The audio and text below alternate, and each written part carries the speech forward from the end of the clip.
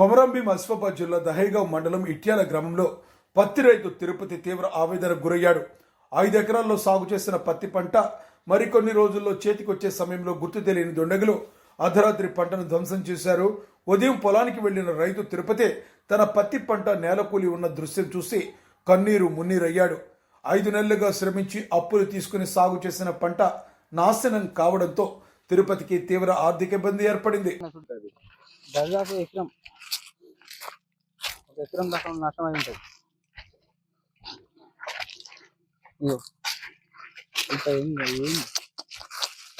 ఏందన్నా 4 రోజులు అయితే వాళ్ళు ఏం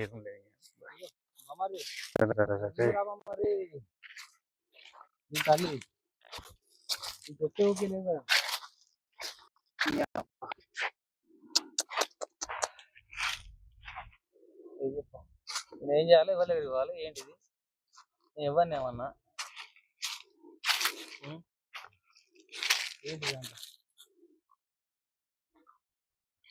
ఏం చెప్తా చెప్పు. ఎక్కడ దాకా తీసుకపో.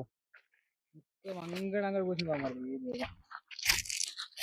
ఏం బాగుండేది సర్వనాశనం. కాయ కూడా మస్తు ఉన్నది. మందు మొన్న కొట్టే 15,000 మందు కొట్టిన ఇలా మొత్తం 15,000 పండుగ 15,000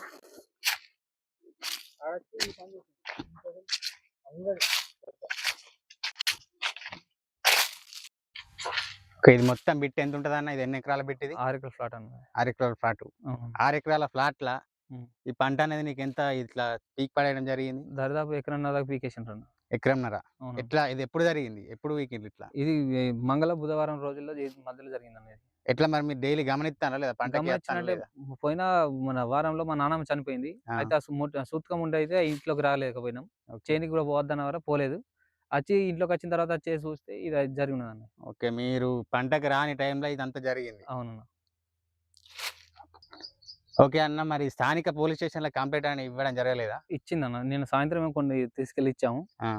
వారం రోజులు చెప్తానన్నాడు. కాకపోతే ఇప్పటికి 12 అవుతుంది, మధ్యాహ్నం 12 అవుతుంది. ఇంక వరకు వచ్చి ఏం రెస్పాండ్ కాలేదు, ఎవరిని పలకరించలేదు. మీరు కంప్లైంట్ ఇచ్చిన రోజు ఇక్కడికి వచ్చి గమనించలేదా పోలీసులు? వచ్చిండ్రు, వచ్చి క్యాన్ స్టాప్ వచ్చి తిరిగిండు. ఎస్ఐ మాత్రం రోడ్డు మీద ఆగిపోయాడు. మళ్ళీ ఎట్లా ఎప్పుడు వస్తానన్నారు ఇక్కడికి?